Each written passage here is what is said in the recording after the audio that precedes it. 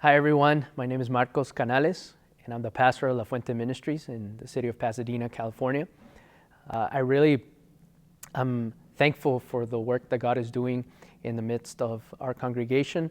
But as I walk with people and as we're really doing ministry together in daily life, we encounter a challenge, not just for me as a pastor, but also just for everybody that we're doing ministry with.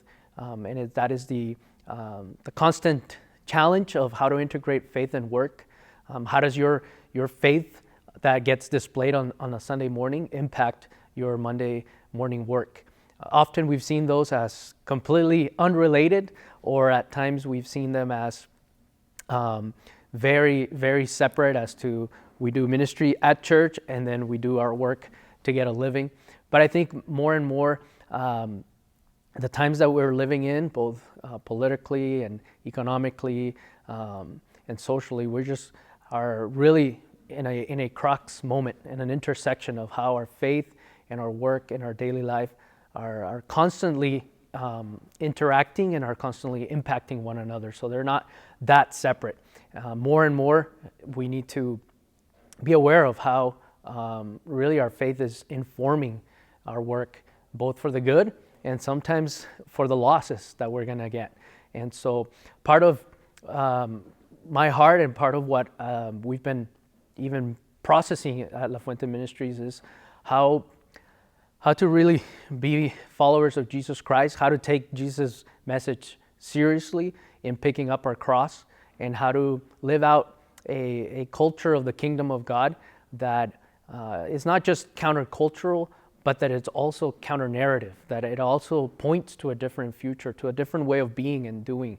And the culture of the kingdom of God always allows for our work to be the place where we are always seeing the provision of God, where we're always seeing an economics based on Sabbath and rest, and how that really impacts the way that we are more fruitful and faithful in our work. Rather than productivity, part of our calling in the integration of faith and work is that we take the command to rest more seriously.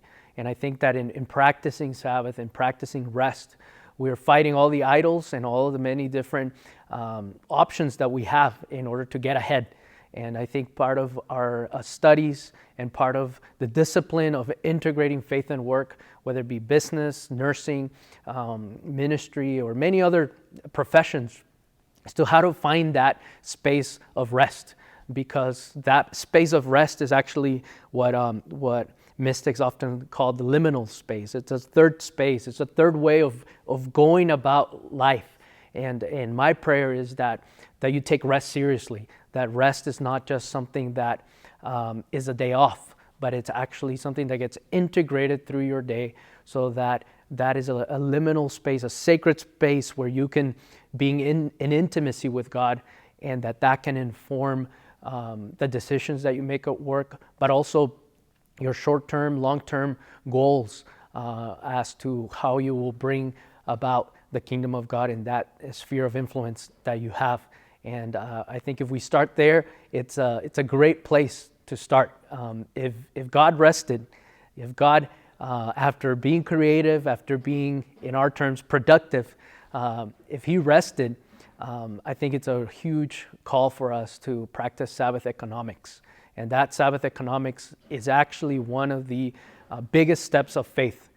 To actually rest is an act of faith. To say, God, I'm going to trust you that I'm not going to send this other email, even though I can. I'm going to trust you, and I'm going to rest so that I can invest time in family, so that I can practice the ministry of presence with my neighbor, my church community, my own family. All of those things impact the way in which we fight off idolatry of production, idolatry of multitasking, idolatry of self-indulgence, of competition, you name it. There's so many idols fighting for our attention, but yet there's one practice that can break us open and actually uncover our allegiances, and that is the practice of Sabbath economics.